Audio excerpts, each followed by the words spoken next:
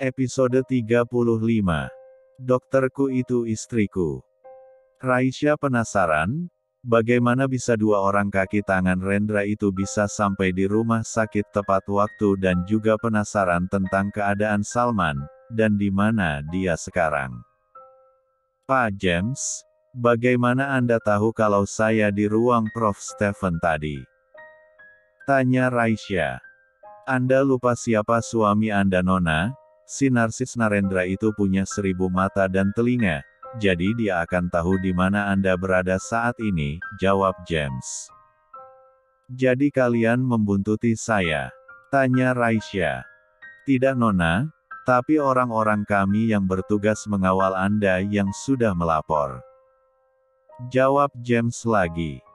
Raisya baru ngeh, kalau selama ini ada orang yang mengawasi dia selama ini.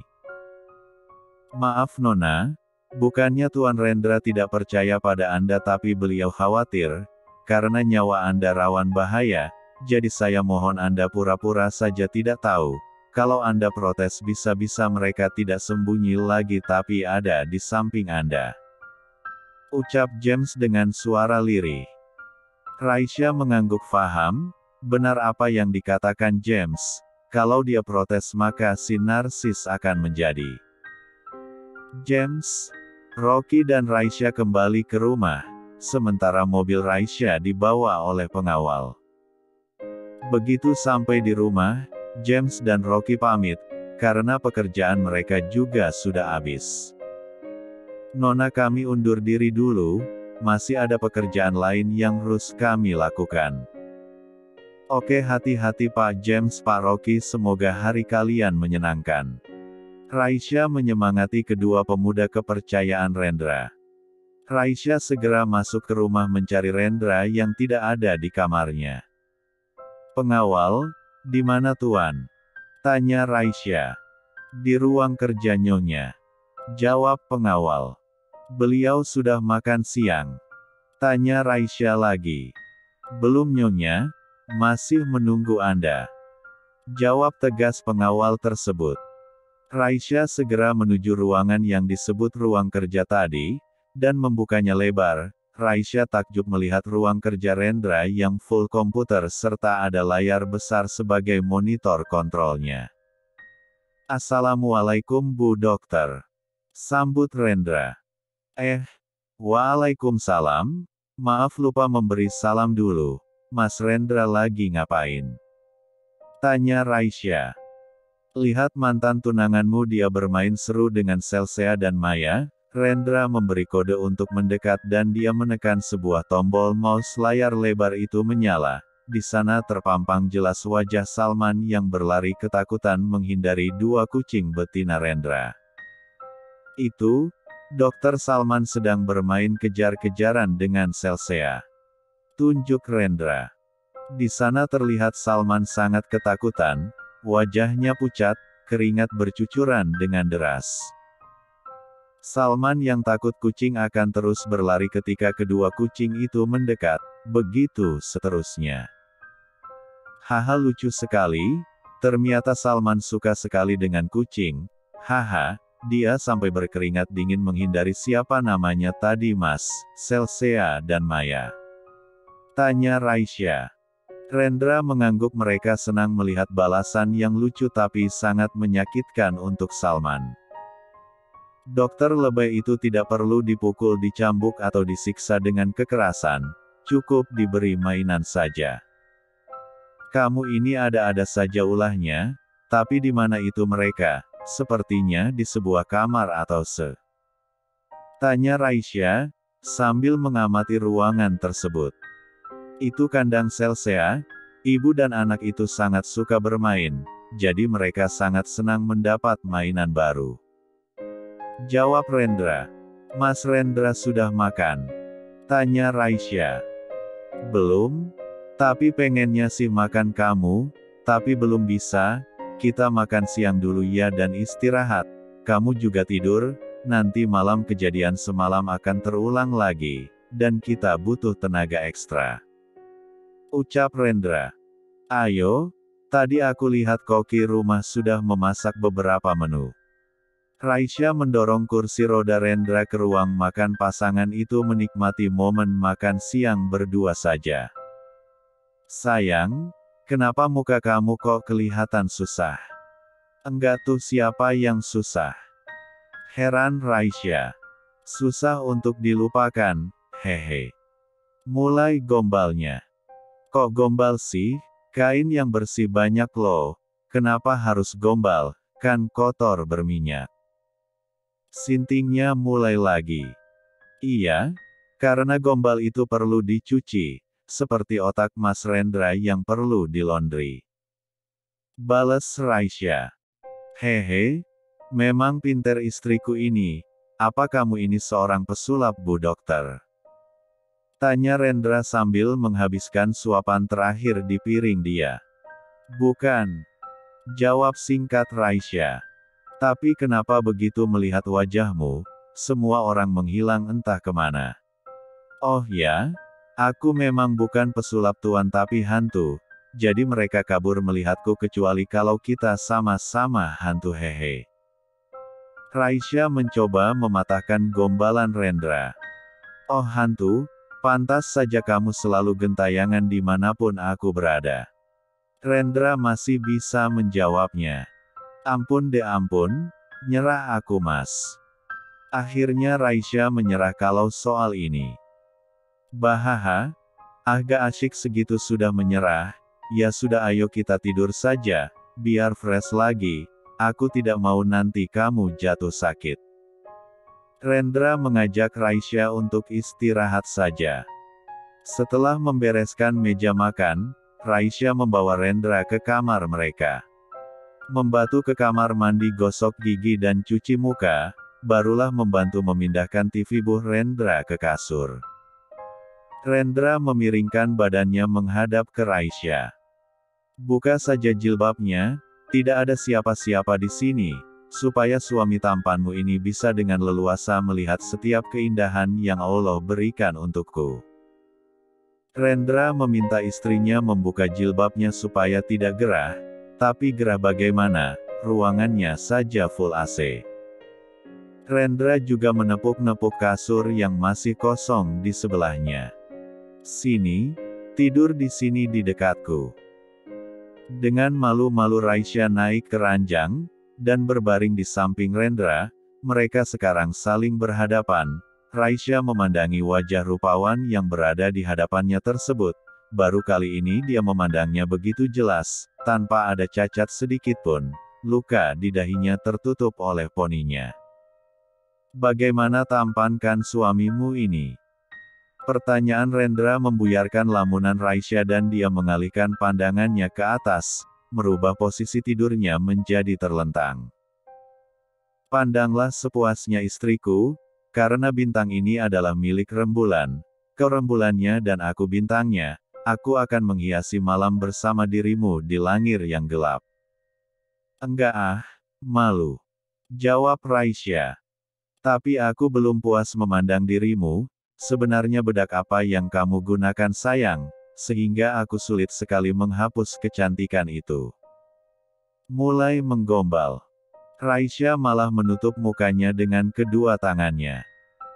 Rendra menggeser TV buhnya mendekati Raisya. Kini dia bersandar di tepi ranjang, memainkan rambut Raisya dan sesekali usil menul Noel hidung dan pipi Raisya, menggelitik telinga Raisya hingga gadis di sampingnya terkikik geli. Dengan gemes akhirnya membalas menggelitik Rendra. Jadi mereka saling menggelitik dan tertawa cekikikan, melupakan niat awal yang akan tidur siang. Ujung-ujungnya dahi Raisya membentur dahi Rendra. Tawa tadi jadi berhenti, dan suasana berubah menjadi romantis, dari tatapan mata hingga akhirnya saling adu selaiva. Raisya tidur di lengan Rendra dan mereka kini saling tertidver dengan posisi saling berpelvkan. Episode 36. Malam ini sama seperti kemarin, setelah beberapa menit Rendra meminum op-4-nya dia mulai kesakitan, panas nyeri mendera kedua kakinya. Sekarang dia bisa duduk jadi tidak seperti kemarin yang menggeliat seperti cacing kepanasan. Banyak air yang dia minum, tangan Rendra meremas-meremas kakinya, merasakan sakit dan ngilu yang luar biasa. Dia terus mendesih dan tidak mau berteriak. "Doork, sakit banget, tolong pijit kakiku Rei." "Ourk, ini tidak begitu panas, tapi sangat ngilu, lebih sakit dari yang kemarin." Keringat dingin mengalir deras di tubuh Rendra. Dia melepas kaos yang dia kenakan dan membuangnya ke segala arah. Raisya dengan telaten memijit kaki Rendra. B mengikuti arah petunjuk Rendra. Baru setelah 1 jam lebih, dia sudah mulai agak tenang, suara erangannya juga sudah jarang-jarang terdengar. "Re, sayang tolong buatkan aku jus lemon, yang dingin. Tenggorokanku masih terasa panas." Rendra meminta Raisya untuk membuatkan minuman dingin. Ketika Raisya menuju ke dapur, Rendra mulai menggerakkan jari-jari kakinya. Mereka sudah bisa digerakkan tapi kaki kirinya masih lemes. Yang kiri nampaknya perlu minum sekali lagi. Gumam Rendra. Dia menyandarkan tubuhnya di tepi ranjang, sambil menerima telepon dari Rocky. "Bos, kita sudah berhasil memblokir masuk jalannya obat-obatan terlarang itu dan sekarang sudah diambil alih oleh kepolisian. Di dalam truk muatan itu terdapat 1 ton GAN 4 yang akan dikirim ke Filipina." Rocky melaporkan kalau penyelundupan GAN 4 dari perusahaan Romeo sudah diamankan polisi. Sebenarnya polisi tidak berbuat apa-apa, mereka datang setelah semua beres, tinggal mengamankan barang bukti saja. "Oke, besok akan ada juga permen anak-anak yang akan masuk dari Malaysia, pastikan semua juga beres. Besok itu akan ada 5 jadwal pengiriman makanan anak ke negara kita, pastikan semua bergerak sesuai instruksi dan hubungi Komandan Adam, dia juga akan membantu kita langsung, karena ini misi besar kepolisian juga," ucap Rendra.